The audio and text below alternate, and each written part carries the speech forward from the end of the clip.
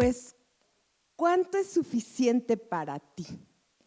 Siempre necesitamos o deseamos algo, pero cuando hablamos de entes, de cosas, ya sean tangibles o intangibles, resulta que nos lleva a preguntas como, ¿cuánto es suficiente tiempo?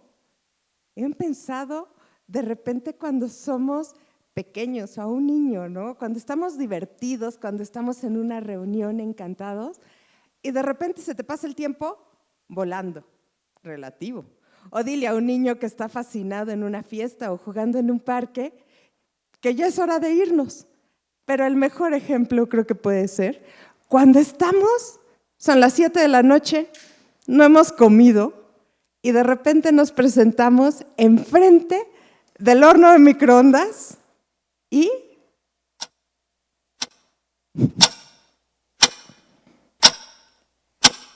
5 segundos y tenemos que esperar un minuto que se nos hace en verdad eterno.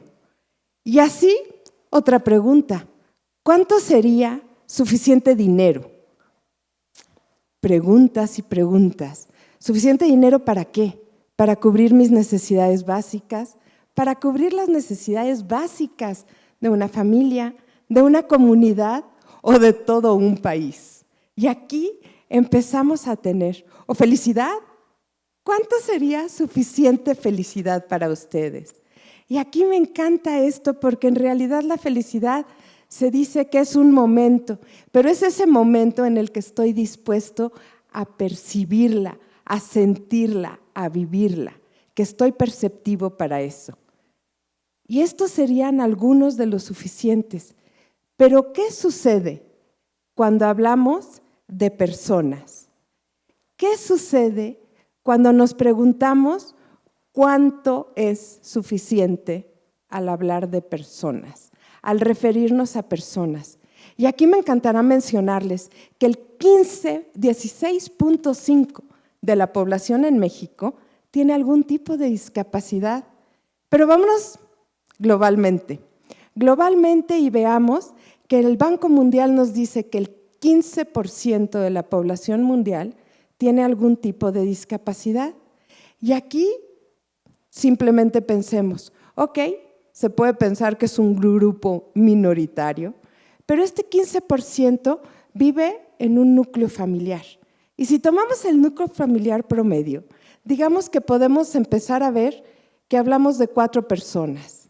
Y si este es uno de los integrantes y es una persona con discapacidad, pues es un 15%, hablo de un 30%, hablo de un 45% y hablo de un 60% que está directamente relacionado con alguna persona con discapacidad. El 60% es suficiente. ¿Y suficiente para qué? Aquí hablamos que nos dicen económicamente, el Banco Mundial también se refiere a que las familias o los hogares que tienen a una persona con discapacidad tienen mayores adversidades y menores posibilidades de desarrollo que las familias que no tienen a una persona con discapacidad. Y aquí, discapacidad, no discapacidad, personas somos todos, por el simple hecho de existir, de estar. Y otra de las partes de este fundamento económico que me encantará mencionar es que el Centro Mexicano para la Filantropía, el CEMEFI, nos dice que en México de las familias que tienen alguna persona con discapacidad, resulta que tienen un 22% menos ingresos esos hogares que las que no tienen. Desigualdad que lo que buscamos y al buscar y pensar en un desarrollo de nuestro país, tenemos que ver que o caminamos juntos, no podemos ir dejando a una parte aquí. Tenemos que ir todos juntos. Una parte que se me hace bien interesante y es de este 15% de la población que hablábamos, resulta que si lo incrementamos, y no es por incrementarlo, es cuando vemos a la necesidad real de los usuarios, a lo que son nuestros usuarios, a lo que somos los ciudadanos, en un país. Y aquí encontramos que hay niños, que hay personas de la tercera edad, que les tengo noticias. Cuando estaba descubriendo esto, resulta que hace 90 años la posibilidad de vida para un mexicano era de 35 años. Anden, ¿verdad que asusta? Buenas noticias. Ahorita nuestra posibilidad o nuestra expectativa de vida en el 2019 fue de 75 años. Entonces, ¿qué sucede? Que todo este desarrollo ha venido cambiando a la población y esto tiene que estar visto y reflejado ¿en dónde? En los entornos, en las ciudades, en todos esos espacios donde desarrollamos nuestras actividades y en donde lo que se busca es convivir, estar integrado y ser parte de esta comunidad. Y aquí regreso, es suficiente que 6 de cada 10 personas estén relacionadas con una persona con discapacidad o se vean directamente impactadas porque hay una persona con discapacidad. Y entonces hablamos de entornos accesibles, amigables, incluyentes, entornos con diseño universal.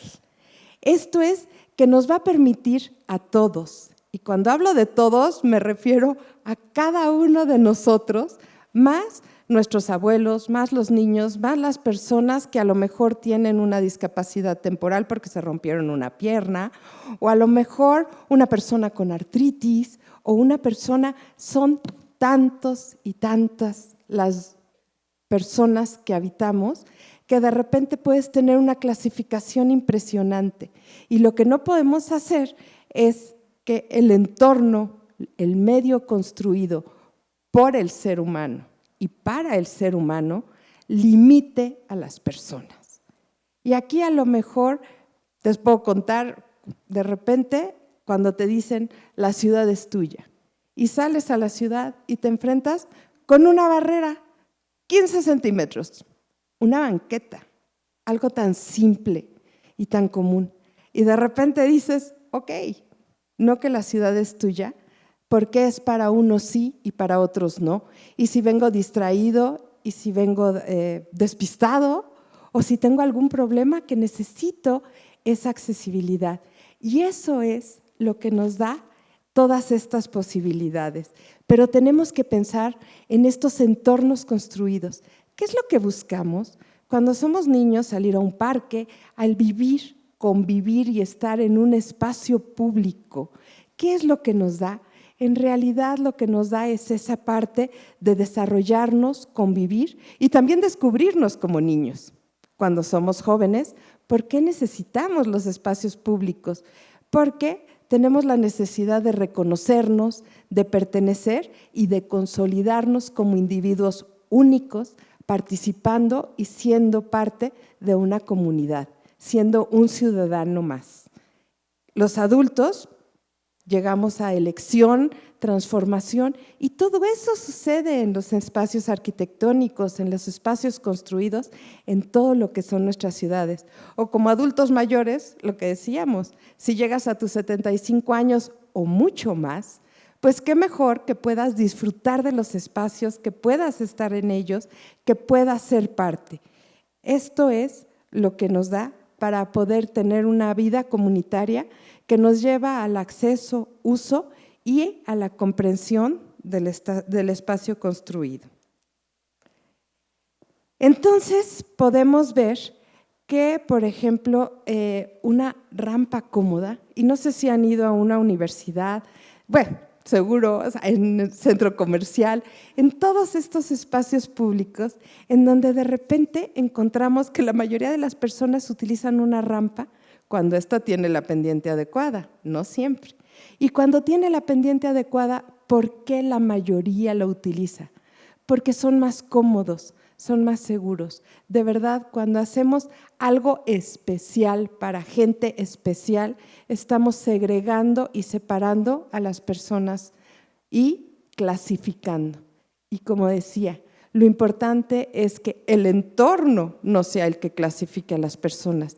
¿Qué sucede cuando damos opciones, cuando construimos, cuando comprendemos el entorno? Y aquí va señalización, van colores, va lenguaje fácil, o sea, todo esto que podemos utilizar para tener un entorno accesible y poder ser utilizado por todos de manera cómoda y segura. Y pasamos a otro tema, que sería el contexto. El entorno se encuentra en el contexto. Y aquí es cuando el contexto somos todos. El contexto somos los seres humanos que estamos en el entorno y que podemos trabajar en la no discriminación y ver a las personas tal y como son. Y reitero, no hablo de personas con discapacidad, hablo de todo tipo de personas. Veamos y tomemos lo valioso de cada ser humano, esta riqueza que se encuentra en la diversidad que tiene el ser humano. Y de repente, todo esto viene porque de repente copiamos, hacemos las ciudades, las construcciones, como se hacían hace 50, 60 años.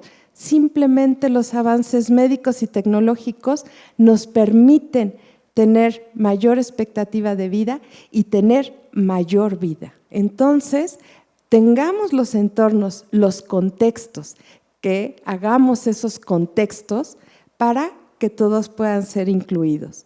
Y aquí me gustaría decir que nosotros, y cuando digo nosotros me refiero a todos nosotros, sin importar a lo que nos dediquemos, productos o servicios, espacios construidos, o sea, un transporte público que sea accesible, podemos hacer algo para lograrlo y ser parte de este contexto que incluya a todos, para que podamos tener seguridad y disfrute. Entonces hablamos de estos entornos construidos que son espacios dignos que resalten la capacidad. El estar aquí es porque el entorno construido me permitió llegar, resaltó mi capacidad para poder estar aquí con ustedes. En cambio, hay veces que de repente lo que resaltamos es la discapacidad. ¿Cuándo? Cuando ponemos el ustedes por aquí, los demás por acá. Tú sí puedes leer este libro, aquí hay libros en sistema braille, porque no estamos dando las opciones y que las tome el usuario, sino que estamos nosotros diciendo tú por aquí, tú por acá. Entonces, esa es la diferencia y de verdad resaltar las capacidades. Todos tenemos diferentes habilidades, incluso en momentos. Hay momentos en los que de plano no podemos estar concentrados o tenemos algún problema muy serio y no podemos estar al 100. En ese momento, el diseño universal nos va a permitir incluir a todos y todos poder ser parte, incrementando nuestra estima y tantas cosas al poder tener una vida independiente, al poder realizar actividades. Y todo suena muy simple, pero aquí me encanta y como dijo Picasso, todo acto de creación primero es un acto de destrucción. Y aquí me voy a ¿cuál es su percepción de las personas con discapacidad? En que no pueden hacer esto, en que siempre tienen que estar acompañados. Destruyamos ese paradigma, cambiemos esa forma de pensar y creamos nuevas formas de actuar, nuevas formas de interrelacionarnos. Seamos parte de este cambio. Les puedo contar que una vez resulta que cuando iba a tomar un avión a mis 35 años, ya pasó algún tiempo de eso, pero de repente te dicen que tienes que conseguir y hablar con alguno de los pasajeros que no conoces a ninguno para pedirle que sea responsable de ti en el vuelo. Y de repente dices, pero ¿cómo puede ser responsable de mí en el vuelo una persona que ni siquiera conozco, no? Y entonces aquí me encantará el pasar a nuestra pregunta inicial. ¿Cuánto es suficiente o cuántos somos suficientes para actuar? El 60% de la población mundial lo amerita. La inclusión nos hace que tengamos conceptos de civilidad y coexistencia, pero que los pongamos con sociabilización, pertenencia, arraigo a mi comunidad, arraigo a mi país. Todo eso lo da el ser parte, y los entornos y el contexto es lo que nos permite ser parte. Y todos podemos, y ustedes, cada uno de nosotros puede realizar cambios. Y también, así como iniciamos, el tiempo vuela, así como escuchábamos el tic-toc, tic-toc, resulta que es tic-toc, tic-toc, tic-toc. Y pregunto, ¿cuándo es suficiente? Ay. Bueno, ¿cuándo es suficiente? Y aquí me encantará decirles que por cambiar una vida, por lograr una inclusión, estamos trabajando para que todos seamos parte. Y, como dijo Gandhi, cambiemos la pregunta inicial y alteremos el cuánto es suficiente por una afirmación que nos diga somos suficientes para actuar. Como dijo Gandhi, sé el cambio que quieres ver en el mundo. Y por su atención, muchísimas gracias.